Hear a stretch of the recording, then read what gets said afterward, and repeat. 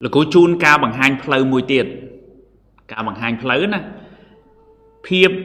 tan tăng phơi chật ở bao dương nắng stress bao dương nắng rồi có phiệp tập bẩm mol này không chất rồi có dương thun bê khla dương khăn rồi có dương tập bẩm mol này không chất rồi có bê khla dương chua cho mùi luôn này ban nhà ha tầng ở ní aiត្រូវបានដោះស្រាយនៅពេលដែលយើងចេះគិតជាប្រព័ន្ធយើងចេះគិតជាប្រព័ន្ធណាបងប្អូនធ្លាប់ឮគេនិយាយថាការគិតជាប្រព័ន្ធនេះធ្លាប់ឮពាក្យហ្នឹងឯងបាទឧទាហរណ៍ថាចាំលោកគ្រូនិទានរឿងមួយស្ដាប់ប៉ិនលោកគ្រូលើកឧទាហរណ៍ថានាឡិការបស់គ្រូនេះនាឡិការបស់លោកគ្រូនេះបើវានៅជាប្រព័ន្ធអញ្ចេះអាហ្នឹងគឺលោកគ្រូអាចមើលម៉ោងដឹងតែបើសិនជាដោះខ្សែនេះដោះអាកញ្ចក់នេះដោះអាគ្រឿងនេះដាក់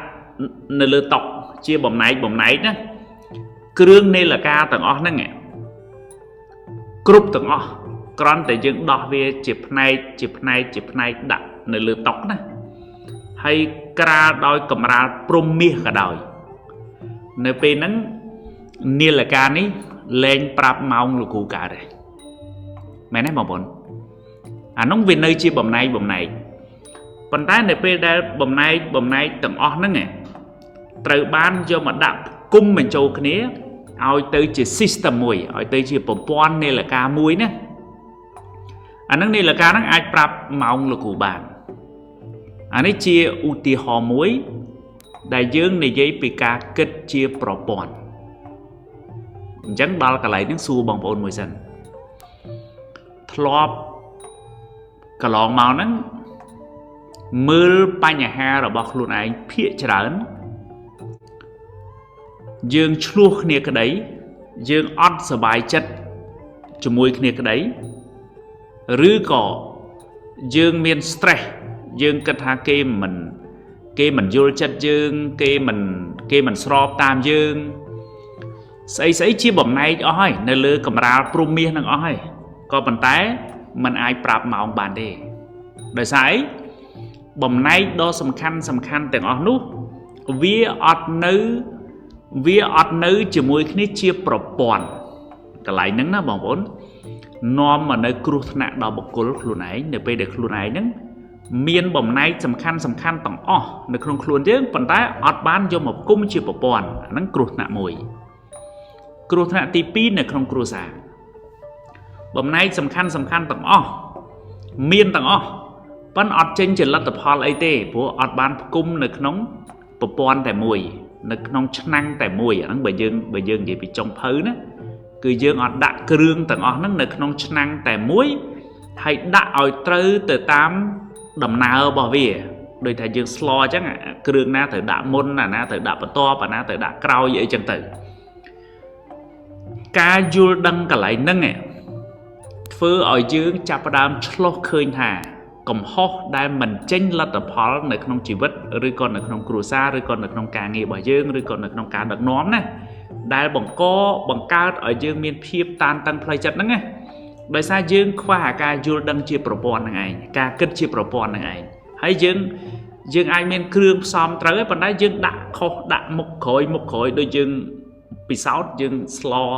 សម្លណាដែលត្រូវធ្វើអីចឹងទៅដូចម្ជូរគ្រឿងខ្ញុំចេះស្លកកូខ្ញុំចេះស្លអញ្ចឹងខ្ញុំដឹងថា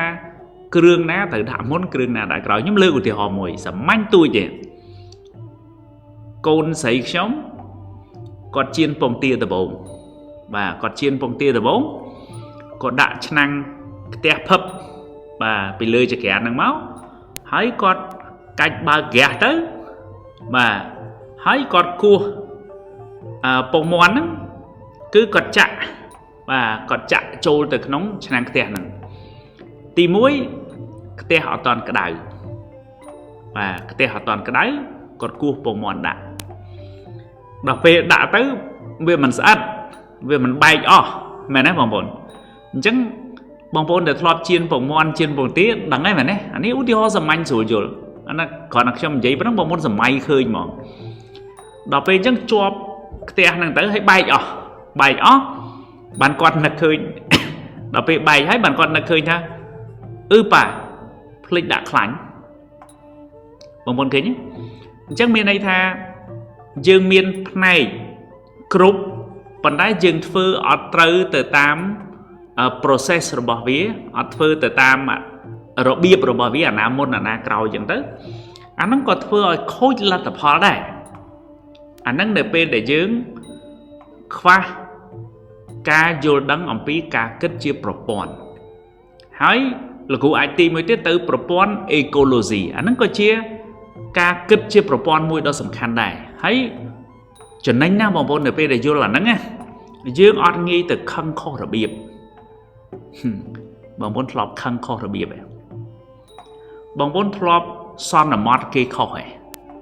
យើងសន្មត់គេខុសពេលខ្លះយើងគ្រាន់តែស្គាល់មួយជ្រុងពីបុគ្គលហ្នឹងតែយើងទៅសន្មត់ថាអ្នកហ្នឹងល្អឬក៏សន្មត់ថាអ្នកហ្នឹងអាក្រក់អាហ្នឹងយើងអាចខុសដែរបាទអញ្ចឹងគ្រូលើកពីប្រព័ន្ធ ecology មួយទៀតអាហ្នឹងក៏គ្រូធ្លាប់លើកនៅក្នុងវីដេអូខ្លះជួយបងប្អូនយើងថាបើសិនជាយើងទៅសួរកសិករថាតើធ្វើម៉េចដើម្បីបានទិន្នផលស្រូវខ្ពស់អញ្ចឹងកសិករប្រកាសជាឆ្លើយថាគាត់ត្រូវការគ្រាប់ពូជល្អត្រូវការដីត្រូវការទឹកត្រូវការខ្យល់ត្រូវការពន្លឺថ្ងៃហើយត្រូវការពេលវេលាត្រូវការកសិករថែទាំអញ្ចឹងមានអត់ទាំងអស់នឹងហើយក៏ដោយតែបើសិនជាអត់ដាក់ត្រូវ process របស់វាយកគ្រាប់ពូជនឹងទៅត្រាំឬក៏យកទៅសាបទៅអីឲ្យត្រូវទៅនឹង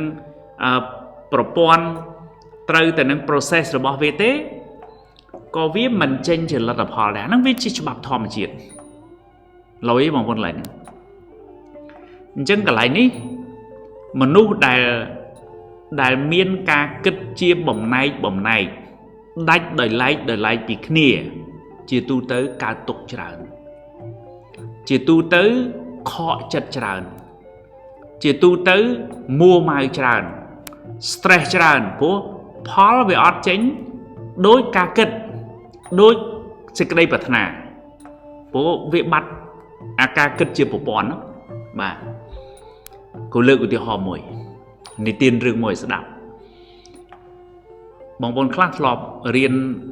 វគ្គ Operasi ជាមួយលោកគ្រូ Christopher Lee ក្តីជាមួយលោកគ្រូក្តីជាមួយនឹង trainer របស់ HDC អន្តរជាតិដទៃទៀតគឺឮរឿងនិទានមួយដំណាលពីរឿងបុរសពីការភ្នែក3នាក់គាត់ធ្លាប់តែឮគេនិយាយពីសត្វដំរីក៏ប៉ុន្តែពួកគាត់អត់ដែលដឹងថាដំរីនឹងរូបរាងមិនទេអញ្ចឹងចំពោះបងប្អូនដែលកំពុងតែទស្សនាពេលដែលបងប្អូនគ្រាន់តែឮដំរីបងប្អូនសម័យឃើញរូបដំរីមិនបងប្អូនសម័យឃើញមិនរូបដំរីដែលបងប្អូនធ្លាប់ឃើញតាមរូបភាពក្តីតាមទូរទស្សន៍ក្តីតាមដំរីជាក់ស្ដែងពិតមិនគឺបងប្អូនដឹងថារូបដំរីវាយ៉ាងម៉េចទេមែនទេអាហ្នឹងគេហៅថារូប complete រូបដំរីទាំងមូលបងប្អូនដឹងថារូបដំរីមិនទេហើយនៅពេលដែលខ្ញុំនិទានរឿងនេះបងប្អូនប្រកាសជានិយាយថាងាប់វាមិនដែរអញ្ចឹងវាហួសចិត្តយើងមានការឆ្លើយតបមកវិញអញ្ចឹងដោយសារយើងឃើញរូបដំរីទាំងមូលហ្នឹងវាយ៉ាងម៉េចឥឡូវបងប្អូនស្ដាប់រឿងនិទានហ្នឹងសិនហើយបងប្អូនស្ដាប់វីដេអូនេះពេលគេងកុំអាគេងបាទតិចទៀតចប់ហើយចាំយើងគេងទាំងអស់គ្នាក៏បានដែរបាទអញ្ចឹងបរោះពីការភ្នែកទាំង3ហ្នឹងបាទគាត់កាលហ្នឹងដំរីនៅវត្តភ្នំមិនតាន់ស្លាប់ទេបាទថ្ងៃមុនឃើញគេផ្សាយព័ត៌មានដំរីហ្នឹងស្លាប់ទេពេលហ្នឹងគាត់ឡើង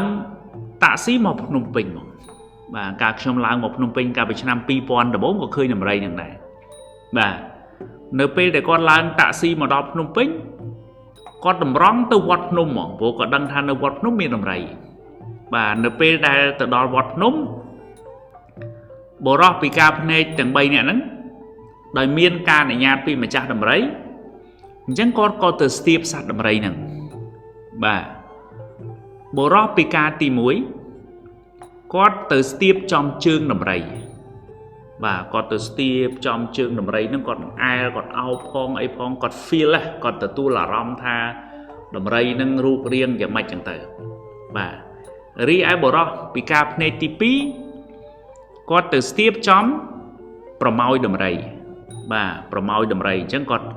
ស្ទាបកាន់អែល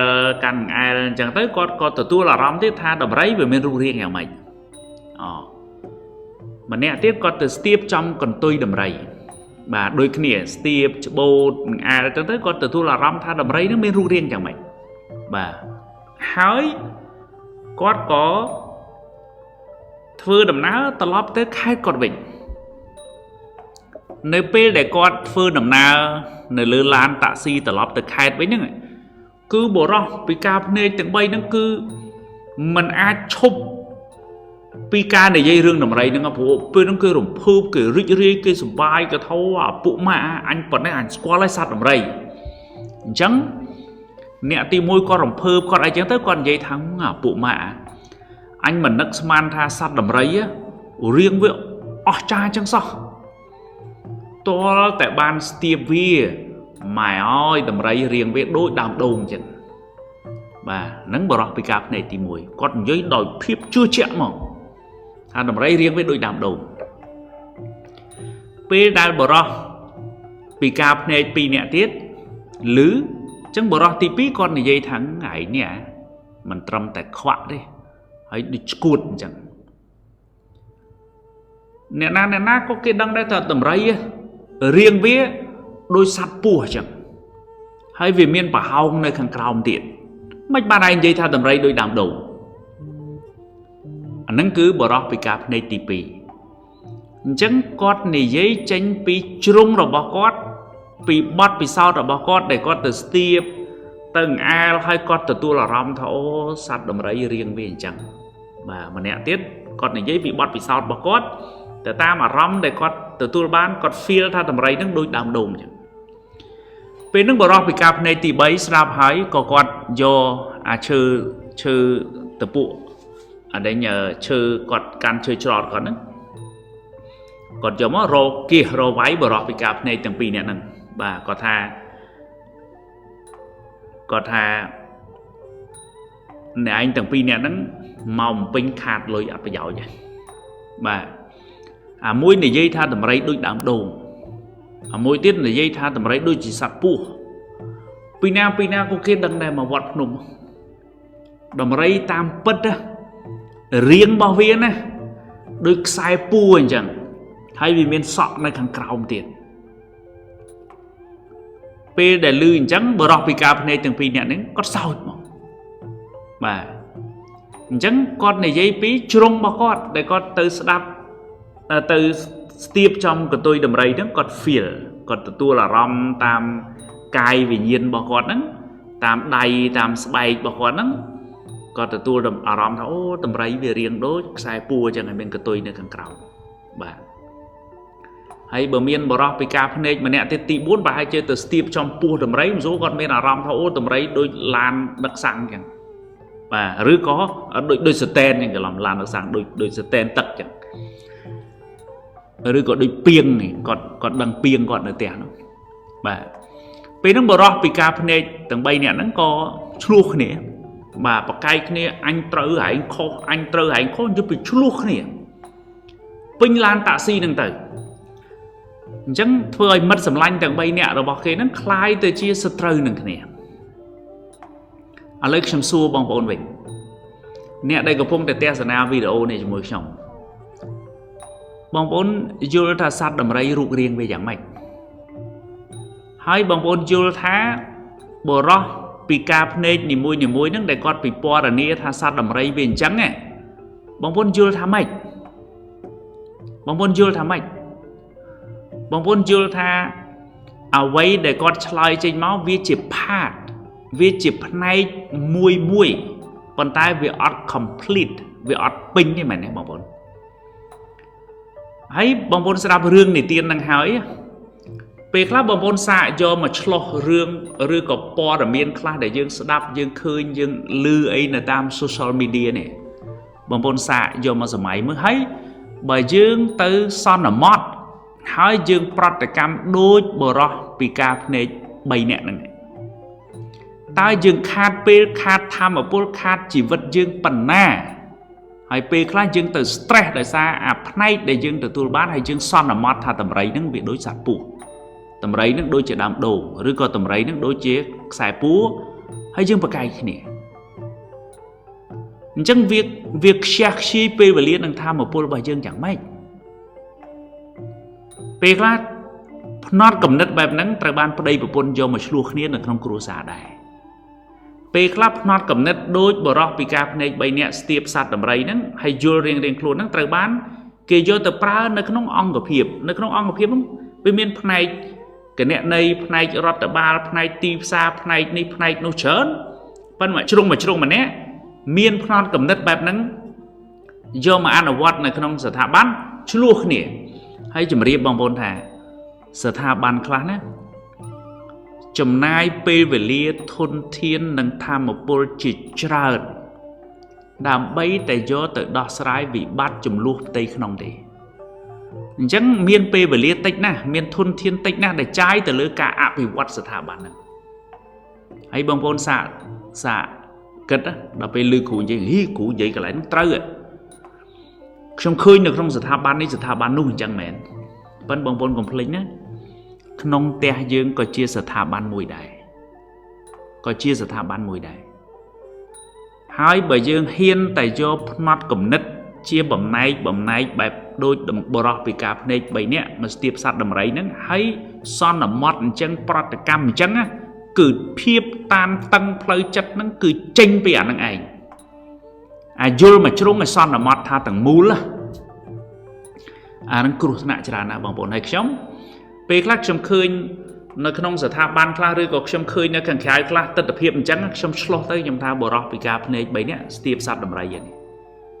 ហើយខ្ញុំអង្គុយពីខាងក្រៅអង្គុយសម្លឹងអញ្ចឹងទៅ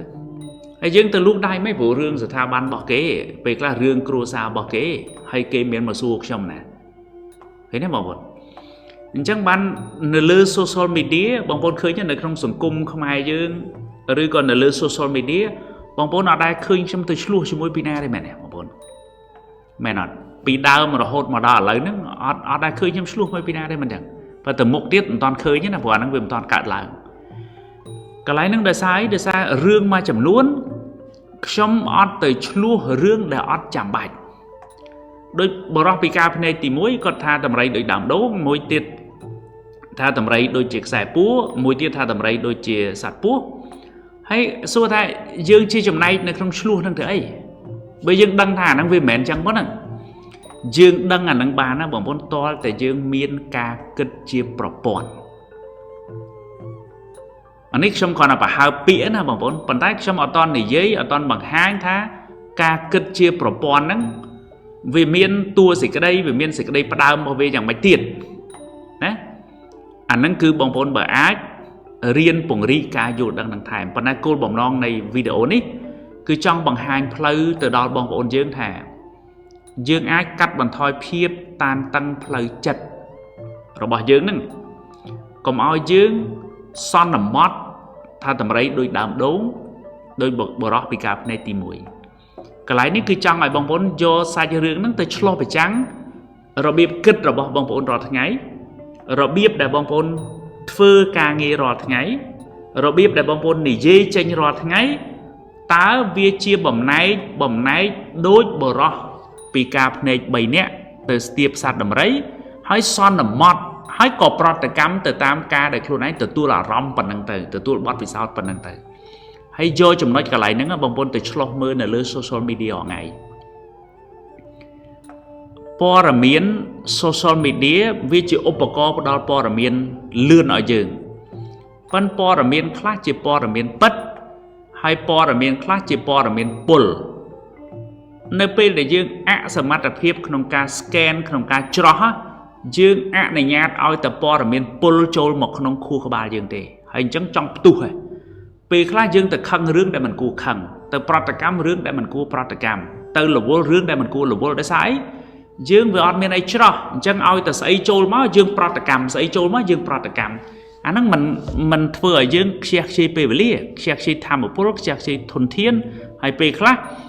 យើងខូចអារម្មណ៍យើងឈឺចិត្តយើងរវល់គិតរឿងគេហើយយើងអត់បានគិតរឿងអនាគតរបស់ខ្លួនឯងអាហ្នឹងអ្នកខ្លះខ្ញុំអត់និយាយពីរឿងបងប្អូនទេអ្នកខ្លះអញ្ចឹងមិនដែរបងប្អូនស្ដាប់វីដេអូនេះហើយអញ្ចឹងបងប្អូនស្ដាប់ហើយកន្លែងណាល្អស្កប់វាសិនហើយទៅសេ comment អាណិតលោកគ្រូនិយាយផងលោកគ្រូចូលទៅមើលវីដេអូល្អហើយសួរឲ្យបងប្អូន comment អត់សូវមាន comment បាទ comment ណាបងប្អូនស្ដាប់វីដេអូហ្នឹងបងប្អូនចេះអីបងប្អូនចាប់អារម្មណ៍ទៅលើចំណុចអីឬក៏ស្ដាប់វីដេអូហ្នឹងមានចំណុចអីដែលបងប្អូនឆ្ងល់បន្ថែមអញ្ចឹងសួរមកឬក៏ចំណុចអីដែលបងប្អូនថាលោកគ្រូនិយាយកន្លែងហ្នឹងអត់ត្រូវទេនេះបើខ្ញុំវិញខ្ញុំយល់ថាអញ្ចេះបាទអាហ្នឹងក៏បងប្អូនអាចបញ្ចេញមតិយោបល់ដែរព្រោះបងប្អូនកុំសន្មត់ថាខ្ញុំនឹងស្អីក៏ចេះដែរកុំសន្មត់ចឹងហើយក៏កុំសន្មត់ថា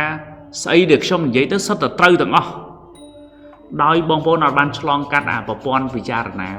អាប្រព័ន្ធត្រេះរិះគិតអញ្ចឹងវាធ្វើឲ្យយើងខាតបាទ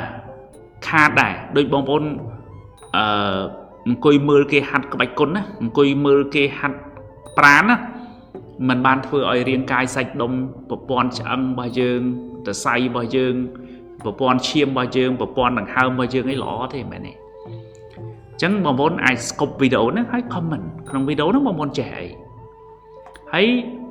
បងប្អូនចាប់អារម្មណ៍ទៅលើចំណុចអីដែលល្អជាងគេឬក៏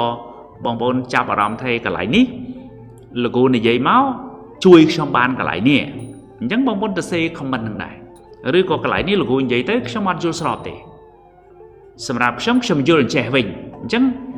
សបាយនឹងចូលរួមគំនិតជាមួយគ្នាបងប្អូនហើយវគ្គដំណោះស្រាយនៃភាពតានតឹងផ្លូវចិត្តនេះវាជាជង្រុកដំណោះស្រាយនៃភាពតានតឹងផ្លូវចិត្តបងប្អូនព្រោះវីដេអូខ្ញុំធ្វើរាល់ទឹកបញ្ហាប្រឈមរបស់សាធារណជនរបស់យើងជាសក្ខាកម្មរបស់ខ្ញុំយកមកឆ្លើយរាល់ទឹកបងប្អូនចាំមើលបន្តិចទៀតបងប្អូនចុះឈ្មោះមុនគេចុងឆ្នាំ2023នេះល្អហើយតែដាច់ឆ្នាំតម្លៃលែង 50,000 រៀលហើយគឺដាច់ឆ្នាំបងប្អូនដែលចូលមកក្រោយគឺនឹងចំណាយ 10,000 រៀលពួកពេលហ្នឹងជង្រុកនៃដំណោះស្រាយភាពតានតឹងផ្លូវចិត្តហ្នឹងគឺច្រើនទៅហើយតែយើង stress បន្តិចយើងខឹងតែបន្តិចទប់ចិត្តមិនបានណាបងប្អូនអាទូរស័ព្ទនេះក៏បោកបានដែរនេះមែនទេបងប្អូនធ្លាប់ពេលដែលយើងខឹងយើងក្រោធយើងគ្រប់គ្រងអត់បានណាអ្នកខ្លះប៉ះដៃយកដៃប៉ះជើងយកជើងណាបោកចានបោកឆ្នាំងបោកទូរស័ព្ទមិនស្រួលដាក់ឡានមួយដៃបែកចោលតិចឬក៏រោហ្គាមកងូងឡានអស់ចំហលីងអស់មួយហៀងអញ្ចឹងអស់លុយច្រើនណាស់ប៉ុន្តែចុះឈ្មោះចូលក្នុងជង្រុកដំណោះស្រាយនៃភាពតានតឹងផ្លូវចិត្តនេះណាព្រោះអាតានតឹងផ្លូវចិត្តនេះវាគឺជាផលដែលកើតចេញពីអាការងារដែលយើងគិតខុសយើងធ្វើខុសមួយចំនួននោះអាការងារខុសនោះវាបង្កហេតុឲ្យយើងមានភាពតានតឹងផ្លូវចិត្តខ្ញុំបង្កើតវគ្គសិក្សាថ្មីតាមអនឡាញស្ដីអំពីដំណោះស្រាយនៃភាពតានតឹងផ្លូវចិត្តនេះណាគឺគោលបំណង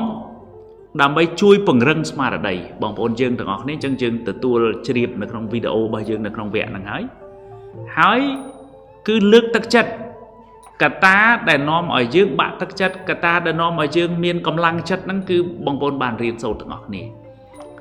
ទី3គឺផ្ដោតក្តីសង្ឃឹមទី4គឺរឿងបង្ហាញផ្លូវនេះសំខាន់អញ្ចឹងវីដេអូនេះគឺមួយក្នុងចំណោមការបង្ហាញផ្លូវ hai đấy ban bộc cô để cái ri chầm ra bộc cô để cái chụp cháy cái ai chụp pratica năng đôi cái này bắn mà nu năng tranh tới chụp bay bọc hết sinh cái này tranh bị pratica tại mũi mà nu bọc hết thì mũi tới chỉ chôn rong cua tới chỉ nẹt rong cua này pratica lồng bạc tí pí tới chỉ nẹt tổ tí bay tới chỉ về rẹo bờ rọ về rẹo để đi bán là mong muốn chẳng trong trong này dây đai để lại rương video này và pratica lồng bạc đôi cái này dương phải chôm năng pratica tại mũi bắn mà nu mà cống tới chỉ nẹt rong cua tới chỉ chôn rong cua này pratica mà nu mà cống tới chỉ nẹt tổ này pratica hai mà nước mà còng tiết tới chia về rẹo bò ro nâng về rẹo neri này pratica bông bông chẳng đằng này chẳng đắng tạm đan video này nóng đầm nọ sai này phiếp tàn tăng phải chặt mà trong phải chẹo bông bông vẽ sắc xa online đây pi đầm nọ sai này phiếp tàn tăng phải chặt ní nè nâng khai tới chia trùng rốc đầm nọ sai này phiếp tàn tăng phải chặt miền tầng mề riêng miền tầng sầm nuôi chùm lái hay tinh tiết đó sầm bô à bong bóng khơi tha hai đấy ban kịp stress hai đấy ban kịp bạn tức chất nó kịp bạ chất kịp tọa tên cái này hay kịp thu chất màu vinh là việc mạch kịp xua luôn là việc mạch kịp miền lùm nâng play chất kịp miền kịp hai thằng lùm nâng là không chỉ vật bao kịp mạch chỉ vật bao kịp mình chơi là việc mạch chắc là nó cái dương riêng là ngọc này trong video này trong chun bong bóng tầng ngọc này tầm phần cho hay dừng khâm tha dương riêng bì thì mỗi ca kết chia bầm